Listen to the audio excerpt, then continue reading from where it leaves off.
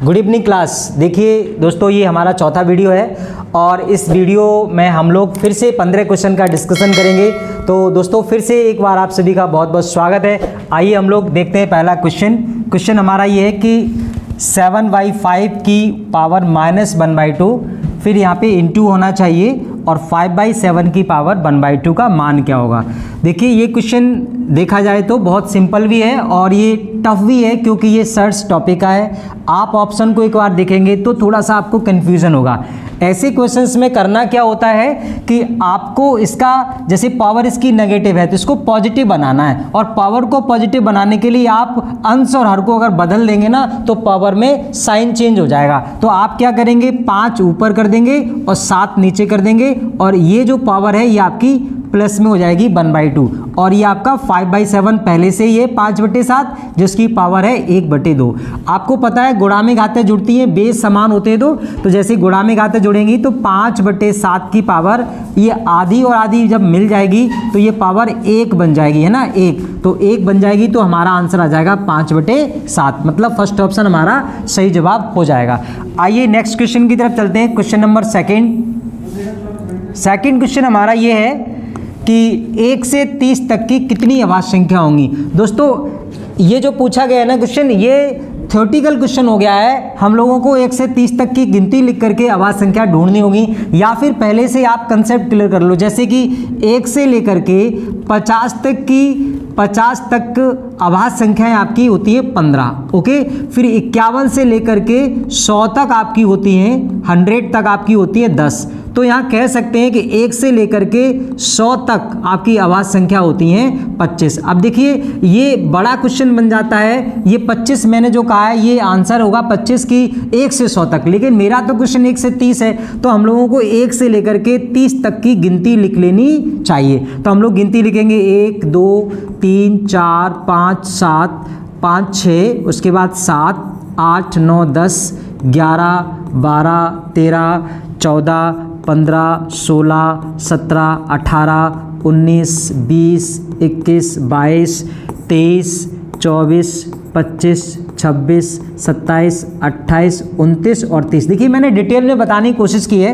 Actually अगर हम चाहते हैं तो हम केवल प्राइम नंबर ही लिख लेते और उससे भी हमारा आंसर आ जाता, लेकिन हम ये चाहते हैं कि आपको ये पता होना चाहिए कि कौन कौन से नंबर प्राइम होते हैं, यानी अभाज्य होते हैं। तो देखो एक तो आपका 2 होता है, यानी 3 होता है, फिर 5 हो गया, फिर 7 हो गया, फिर 11 हो गया, फिर 13 हो गया, इसके बाद आपका 17 हो गया, 19 हो गया, आपका यहाँ से 23 हो जाएगा, फिर आपका 29 हो जाएगा। ये नंबर आपके प्राइम नंबर होते हैं। तो गिन लीजिए 1 2 3 4 5 6 7 8 9 10। तो टोटल आपके 10 अभाज्य संख्याएं होती हैं 1 से लेके 30 तक। बाकी देखिए मैंने आपको यहाँ क्लियर करके बता दिया है कि 1 से 50 तक में 15 होती हैं, 51 से 100 तक में 10 होती हैं, और 1 से लेके 100 तक में 25 होती हैं, ओके। तो यहाँ पर हमारा जो आंसर बनेगा वो थर्ड ऑप्शन होगा 10, ठीक है। चलिए नेक्स्ट क्वेश्चन की तरफ चलते हैं। क्वेश्चन नंबर सेकंड देखिए, क्वेश्चन नंबर जो हमारा क्वेश्चन नंबर थर्ड। यदि एक संख्या के 6/5, देखिए एक संख्या है उसके 6/5 का की जगह मल्टीप्लाई होता है 4/5, फिर का की जगह मल्टीप्लाई होता है 2/3, और ये 240 है, ओके। तो यहाँ से आप काट दीजिए, 6 चौक 24 से ये 10 बार कट जाएगा, 2 से ये 5 बार कट जाएगा, 5 पंजे 25 पंजे 125, 125 दिया करेंगे तो 125 का जब आप 3 में गुणा करेंगे 125 का 125 का करेंगे तो 375 हो जाएगा। क्या हो जाएगा? 375 हो जाएगा, 375 हो जाएगा। तो आपका ऑप्शन थर्ड ऑप्शन सही जवाब हो जाएगा। 5 पंजे 25, 25 दिया 75 होता है, और 75 का 5 में गुणा करेंगे तो 5 पंजे 25 दिया आपका हो जाएगा 75, 75 पंजे हो जाएगा 375। या फिर आप ऐसे कर लीजिए 5 पंजे 25 पंजे 125, 125 दिया होता है 375, ठीक है। ये आपका आंसर आ गया। चलिए नेक्स्ट क्वेश्चन की तरफ बढ़ेंगे। अगला क्वेश्चन है हमारा 3, 4 तथा 5 से पूर्णतः विभाजित होने वाली 3 अंकों की बड़ी से बड़ी संख्या क्या है। देखिए 3 से 4 से और 5 से विभाजित होने वाली बड़ी से बड़ी संख्या। अगर हम इसकी बड़ी से बड़ी संख्या पता करेंगे, बड़ी से बड़ी संख्या क्या है, देखिए इन अंकों से विभाजित होने वाली, और ऑप्शन में सभी बड़े बड़े हैं। कंडीशन ये है कि 3 अंकों की, कितने अंकों की, 3 अंकों की, तो इसका मुझे एलसीएम लेना पड़ेगा। क्या लेना पड़ेगा, एलसीएम। तो 3 4 5 का जो एलसीएम होगा वो आपका हो जाएगा 60। ओके, और 3 अंकों की बड़ी से बड़ी संख्या हम जानते हैं 999। ये 3 अंकों की बड़ी से बड़ी संख्या होती है। इसमें हमें क्या करना चाहिए, 60 से भाग देना चाहिए। 60 एकम 60 हो जाएगा, 9 बचेगा, 3 बचेगा, 9 का उतारा ले लेंगे 399, फिर आपका भाग जाएगा 6 बार, 6 36, ये आपका 360 हो जाएगा, और यहाँ से 39 बचेगा। यानी जो आपका 39 है ये बच्चों एक्स्ट्रा होता है। अगर ये एक्स्ट्रा वाला पार्ट आप 999 से माइनस कर देंगे, आप 999 से एक्स्ट्रा वाला पार्ट माइनस कर देंगे तो 0, ये 6 और 9, तो आपका आंसर आ जाएगा 960, मतलब थर्ड ऑप्शन हो जाएगा। यहाँ आपको समझना पड़ेगा कि जब भी बड़ी से बड़ी बोली जाती है तो जो बचता है वो माइनस किया जाता है, और अगर यहाँ छोटी से छोटी पूछा जाता तो जो बचता है उसका अंतर देखा जाता है। ठीक है, ये 2 कंसेप्ट होते हैं। अगर आप हमारी कभी क्लास में बैठे हो तो मैंने ये दोनों चीज़ें आपको एलसीएम में समझाई होंगी। ठीक है, चलिए नेक्स्ट क्वेश्चन की तरफ बढ़ते हैं। अगला क्वेश्चन है हमारा क्वेश्चन नंबर 5, और 5 नंबर का क्वेश्चन है कि 1.4 इंटू 0.02 प्लस 2.2 इंटू 0.01 का मान क्या होगा। बड़ा अच्छा सिंपल क्वेश्चन है, आप सीधे 2 का गुणा कर दीजिए, 2 चौके 8 हो जाएगा, ये 2 चौके 8 हो जाएगा, और 2 एकम 2। आपको पता है दशमलव के बाद 2 अंक ये हैं और 2 अंक आपके ये हैं, तो 2 और 2 मिला लो तो टोटल 4 डिजिट हो जाते हैं, 4 अंक। तो 1 2 3 एक 0 ले लो, और यहाँ आप दशमलव लगा सकते हो। फिर आपको लगाना है प्लस का साइन, ऐसे ही आप इसका गुणा करेंगे तो ये आपका 22 ही रहेगा, बट 2 डिजिट ये, एक ये, तो टोटल 3 डिजिट है, 3 डिजिट से पहले आपको लगा लेना है 0। ऐसे नंबर्स को जोड़ने का ही केवल ध्यान रखना है, बाकी क्वेश्चन बहुत सरल है। आप जैसे ही इसे जोड़ेंगे, आप जैसे, तो आपको पता है कि 0 के नीचे आपको 0 रखना पड़ता है, तो आप 0 के नीचे 0, पॉइंट के नीचे पॉइंट, और इसके बाद आप जो है इस तरीके से इसे ऐड करेंगे। ओके, तो ये 8 आ जाएगा, 8 और 2 10 हो जाता है, हासिल 1, ये 5 हो जाएगा, और ये 0, मतलब आपको आंसर मिलेगा 0.0508। तो ये आपका 0.0, ये बेटा देखिए ए ऑप्शन आपका सही आंसर हो जाएगा। ओके, चलिए नेक्स्ट क्वेश्चन की तरफ बढ़ते हैं, क्वेश्चन नंबर 6, और 6 नंबर का क्वेश्चन ये रहा आपका। देखिए 3500 के 3/7 के 40% के 25% का मान क्या है। मतलब सभी का सीधे सीधे मल्टीप्लाई करना है, 3500 लिख लेना है। ओके, फिर उसमें गुणा कर देना है 3/7 का, फिर उसमें गुणा करना है 40% यानी 40/100, और 25% यानी कि 25/100। आप चाहें तो इसे डायरेक्ट फ्रैक्शन बना सकते हैं। 40% का मान 2/5 होता है, और 25% 1/5 होता है। ठीक है, देखिए आप 2 0 से 2 0 कैंसिल आउट कर दीजिए, 25 से ये कट जाएगा 4 बार, और 4 से ये कट जाएगा 10 बार, 7 से ये कट जाएगा 5 बार, तो 5 × 15 = 150। यहाँ पर आपका 150 आंसर बन जाएगा। ओके, सी ऑप्शन आपका सही जवाब हो जाता है। चलिए नेक्स्ट क्वेश्चन की तरफ बढ़ते हैं, क्वेश्चन नंबर 6, और ये देखिए क्वेश्चन नंबर 7। क्वेश्चन नंबर 7 आपका ये कहता है यदि x अनुपात y 2:3 हो। ओके, आप x अनुपात y को 2:3 लिखते हैं, और आपसे बोला गया है कि z अनुपात w ये आपका 5x अनुपात 7y है। तो देखिए दोस्तों, यहाँ x का सीधा सीधा मान दिख रहा है 2, और y का दिख रहा है, यहाँ वैल्यू पुट कर दीजिए, तो ये 5 × 2 और ये आपका 7 × 3, तो यहाँ से आपको मिल जाएगा 10 और 21। ओके, यानी z और w का भी मान आपको प्राप्त हो जाता है। ठीक है, इसके बाद आपसे पूछा है कि x z और y w का मान क्या होगा। तो दोस्तों x का मान ऑलरेडी पता है, और z का मान भी आपको पता है, तो आप क्या करेंगे, x z के लिए आप क्या करेंगे, 2 का गुणा 10 में कर देंगे, और आप y w के लिए आप क्या करेंगे, y का मान है 3 और w का मान है 21। अब आप यहाँ से कुछ कटे तो काट दीजिए, देखिए कुछ नहीं कटेगा, ये आपका सीधे सीधे 10 दूनी 20 आ जाएगा, और 21 × 63 आ जाएगा, और आप देख सकते हैं इसमें आपका ऑप्शन होगा ऑप्शन नंबर 4। ठीक है, तो इस तरीके से आप इसका बहुत आसानी से आंसर दे सकते हैं। चलिए नेक्स्ट क्वेश्चन की तरफ बढ़ते हैं। अगला क्वेश्चन नंबर है हमारा 8। क्वेश्चन ये है 19, 63, 51, 78, 47 और ए का औसत 49 है। तो मान बताइए, इसका मतलब ए का मान पूछा है कि ए का मान क्या होगा। दोस्तों ये क्वेश्चन थ्योरेटिकल भी हो जाएगा और हमने आपको इसकी ट्रिक भी बताई थी। तो ट्रिक से करें तो हम लोग इसे ऐसे करेंगे, 19 लिख लेंगे, 63 लिख लेंगे, 51 लिख लेंगे, 78, 47 और बीच में लिख लेंगे 49। जो एवरेज दिया जाता है उसे बीच में लिखते हैं और साइड में कहीं ए और लिख लेंगे। ओके, इन सभी का डिफरेंस देखेंगे, इन सभी का डिफरेंस देखेंगे और यहाँ का डिफरेंस मुझे 0 बनाना पड़ता है। तो देखिए 9 में से 9 जाएगा 0, 4 में से 1 जाएगा 3, तो यहाँ का डिफरेंस आएगा 30 यानी प्लस का 30। अगर एवरेज से ये नंबर छोटा है तो प्लस का लेंगे, ठीक है। ये देखिए बड़ा है तो यहाँ माइनस लेंगे, 13 में से 9 जाएगा तो 4 और 5 में से 4 जाएगा तो 1, तो यहाँ माइनस कर लेंगे, -14, ठीक है। ये भी देखिए बड़ा है, 50, 51 मतलब 2 बड़ा है तो -2 कर लेंगे। और यहाँ बेटा 18 में से 9 जाएगा तो 9 बचेगा और 6 में से 4 जाएगा तो 2, ये भी देखिए माइनस हो जाएगा। ये छोटा है तो ये प्लस का 2 हो जाएगा, इसको भी कुछ नहीं करना। यहाँ पर छोटा सा काम करिए, +2 और -2 आराम से कट जाएगा, इसे काट दीजिए। दूसरा 30 है, प्लस का, माइनस का हो जाएगा 9 और 4 13, 3, 2 और 3 4 यानी 43। यहाँ से माइनस करिए तो देखिए 3 में से 0 जाएगा 3 बचेगा और 4 में से 3 जाएगा 1, माइनस का 13। कंसेप्ट ये कहता है कि ये 0 लाना है। अगर यहाँ पे प्लस का 13 होता तो इसके साथ ऐड होकर के ये रिजल्ट 0 आ जाता।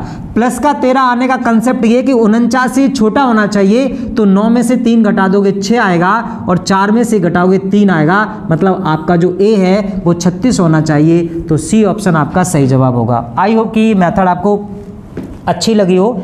अगर ये मेथड आपको अच्छी नहीं लगती है तो इसका बेसिक तरीका ये है, आपको हम फॉर्मूला लिख के बता देते हैं। औसत बराबर एवरेज इज इक्वल टू औसत बराबर आंकड़ों का योग, आंकड़ों का योग, आंकड़ों का योग बटे आंकड़ों की संख्या, आंकड़ों का योग बटे आंकड़ों की संख्या। तो यहाँ पे करना क्या है, औसत आपको ऑलरेडी दे रखा है 49, ये आपको औसत लगा देना है, सभी नंबर्स को ऐड कर देना है, 19 + 63 प्लस डॉट डॉट डॉट जो भी दे रखा है, एंड डिवाइड बाई कितने नंबर हैं, 1 2 3 4 5 6, तो आपको 6 से डिवाइड करना है। ये भी मेथड आपकी बहुत अच्छी है, लेकिन ये थोड़ी सी कैलकुलेटिव है। यहाँ से अगर आपकी हैबिट आ जाएगी, हैबिट पड़ जाएगी, तो आप इस क्वेश्चन का आंसर बहुत जल्दी से निकाल पाएंगे। ठीक है, चलिए नेक्स्ट क्वेश्चन की तरफ बढ़ते हैं। क्वेश्चन नंबर 9 क्वेश्चन हमारा ये है, एक मूलधन पर एक निश्चित ब्याज दर से 2 वर्षों का साधारण ब्याज और चक्रवृद्धि ब्याज क्रम से 1400 और 1470 है। ये प्रश्न तो बहुत ही अच्छा है, लाजवाब है। वैसे मैं एक बात कहूँगा बच्चों, जिस तरीके से आपकी तैयारी होगी और जैसे हम भी क्लास लेते हैं, हम बच्चों को ऑफलाइन पढ़ाते हैं, अगर इन बच्चों को 2017 का पेपर वापस से रिपीट दे दिया जाए तो बच्चे इस पेपर को धुआं कर देंगे। इसमें एक भी क्वेश्चन ऐसा नहीं है जो टाइम टेकिंग वाला हो, सारे क्वेश्चन बहुत आसान है। करना क्या है, आपको एक बात पता होगी कि एसआई और सीआई में क्या डिफरेंस है और क्या समानता है। देखिए डिफरेंस तो ये है कि मूलधन पर ब्याज निकाला जाए उसे सिंपल इंटरेस्ट कहते हैं, और ब्याज पर ब्याज निकाला जाए तो उसे कंपाउंड इंटरेस्ट कहते हैं। ये तो डिफरेंस हो गया। समानता ये है कि 1 साल का एसआई और 1 साल का सीआई समान होता है, ओके, क्योंकि दोनों ही प्रिंसिपल पर कैलकुलेट किए जाते हैं। ये भी बात आपको पता होगी।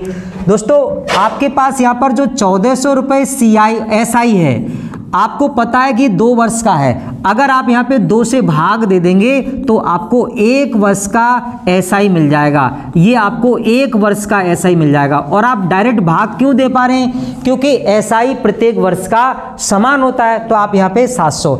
ऐसे ही आप सीआई की बात करें तो ये 1470 है, तो ये तो श्योर है कि पहली साल जो एसआई मिला होगा वही पहली साल सीआई भी मिला होगा 700।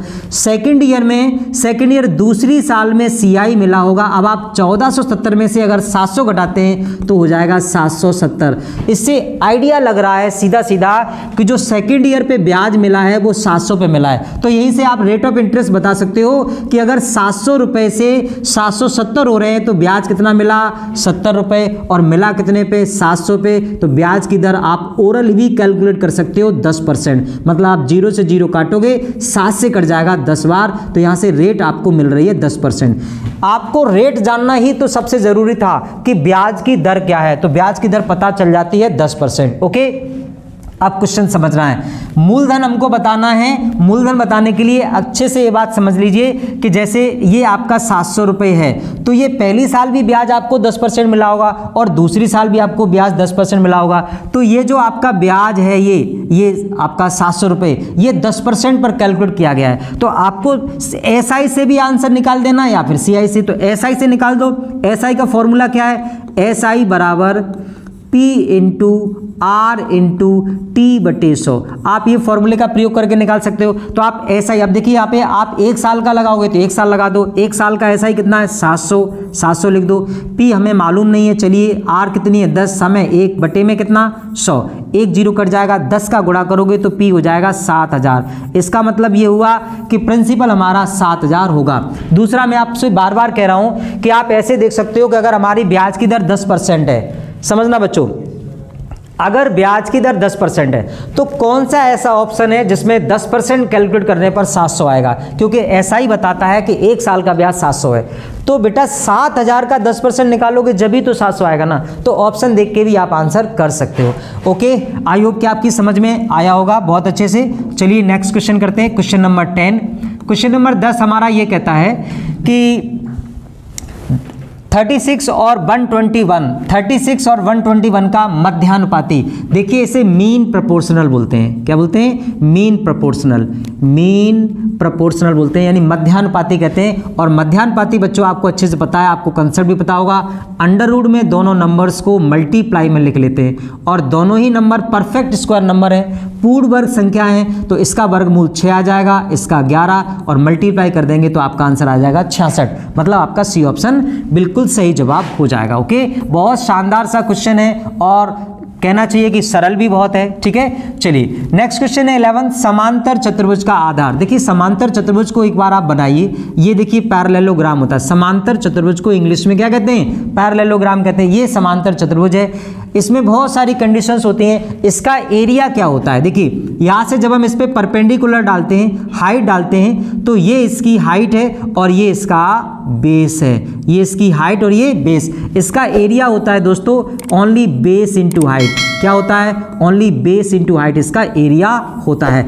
आइए अब क्वेश्चन की बात करते हैं। ये कह रहे हैं कि आधार ऊंचाई का दोगुना है। फोकस करिएगा, ऊंचाई का दोगुना है। ऊंचाई अगर आपकी h है तो आधार 2h है। अगर ऊंचाई h है तो आधार कितना है? 2h है। तो आप देखिए यहाँ से आपको मिल रहा है बेस अगर आपका 2h है, आपकी हाइट h है तो बेस कितना है? 2h। तो देखिए h into 2h is equal to, ये आपको दे रखा है 288, 288। यहाँ से आपका हो जाएगा 2h square is equal to 288। 2 से काट देंगे 144। दोस्तों h स्क्वायर बराबर 144। आपको पता चल रहा होगा कि जैसे ही वर्ग हटाएंगे तो सामने वाले नंबर पे क्या आ जाएगा? सामने वाले नंबर पे वर्गमूल आ जाएगा और 144 का वर्गमूल होता है 12। तो इसकी हाइट 12 आ जाती है। क्वेश्चन ये कि आधार क्या है? अभी भी बताया कि आधार दुगना है ऊंचाई का। ऊंचाई अगर 12 है तो इसका आधार 24 होगा। आधार कितना होगा? 24 होगा। ओके, तो ये कॉमन सेंस पे क्वेश्चन है, बिल्कुल बी ऑप्शन हमारा इसका सही जवाब हो जाएगा। आई होप कि आपको ये क्वेश्चन अच्छे लग रहे होंगे, समझ में आ रहा होगा। अगर ये क्वेश्चन आपको अच्छे लग रहे हैं, समझ में आ रहा है, तो आपको लाइक शेयर सब्सक्राइब करना ही है हमारे चैनल को। साथ ही साथ आप कमेंट्स भी करिएगा। वीडियो में आपको कमेंट्स करके बताना है कि आपको वीडियो कैसा लगा, क्योंकि इससे हमें मोटिवेशन मिलता है और हमें नेक्स्ट वीडियो बनाने के लिए इच्छा होती है। ओके, चलिए नेक्स्ट क्वेश्चन करते हैं। संजय और सौम्या किसी कार्य को एक साथ मिलकर 9 दिन में कर लेते हैं। ओके, आपको पता है टाइम एंड वर्क का क्वेश्चन है और ये हमारे अकॉर्डिंग देखा जाए तो लड्डू मेथड से क्वेश्चन हो जाएगा। संजय अकेले इसी काम को 15 दिन में करता है, सौम्या इसे कितने दिन में करेगी? बिल्कुल एकदम कहना चाहिए लप्पू सा तो क्वेश्चन है ना, और झिंगुर से इसकी शकल है। ठीक है, तो ये क्वेश्चन बड़ा आसान है। देखिए कैसे हो जाएगा। संजय और सौम्या दोनों मिलकर के ये काम कितने दिन में करते हैं? ये काम 9 दिन में करते हैं। और देख रहा संजय कितने दिन में? संजय अगर अकेले ये काम करे तो ये 15 दिन में करता है। तो आपको क्या करना चाहिए? इसका एलसीएम लेना चाहिए। एलसीएम कितना आएगा? 9 और 15, ऐसी संख्या सोचो जो 9 से भी कट जाए और 15 से। तो देखिए एलसीएम आएगा 90। ओके, 9 से भी कट जाएगा और 15 से भी। तो आप 9 से भाग करेंगे तो 10 बार जाएगा, 15 से करेंगे तो 15 छक्के 90 होता है। ओके, अच्छा अब क्वेश्चन ये हमारा कि अकेले सौम्या अकेले कितने दिन में काम करेगी। तो दोस्तों ये आपको एक बात समझनी पड़ेगी, जब आप यहाँ डिवाइड करते हैं तो ये क्षमता आती है, क्या आती है, क्षमता, और ये एक दिन की क्षमता आती है। तो सौम्या और संजय मिलके 10 काम करते हैं और संजय अकेला 6 काम करता है। अगर 10 में से हम संजय का काम 6 माइनस कर दें तो सौम्या का काम निकल के आ रहा है 4, क्योंकि दोनों की क्षमता के अकॉर्डिंग काम 10 हो रहा है, यानी दोनों की क्षमता मिला दो तो 10 हो रहा है। और अकेले संजय 6 करता है तो सौम्या कितना करती है, 4 करती है। पूछा है सौम्या इस पूरे काम को कितने दिन में करेगी, मतलब 90 में मुझे भाग दे देना चाहिए 4 का। आपको पता होगा 90 का आधा 45 होता है और 45 का भी आधा कर लोगे तो 22.5 होता है। तो आप इसका आंसर 22.5 यानी सी ऑप्शन सही से करके आओगे। चलिए नेक्स्ट क्वेश्चन हमारा ये क्वेश्चन नंबर 13। देखिए 5 लगातार संख्याओं का औसत 15 है। अब देखिए यहाँ 5 लगातार संख्याएं हैं, बोला सबसे बड़ी संख्या कौन सी है। तो जब भी यहाँ पे 5 लगातार संख्याओं की बात की जाती है तो यहाँ पर कॉन्जिक्यूटिव नंबर्स होते हैं, मतलब नेचुरल नंबर्स होते हैं, ओके।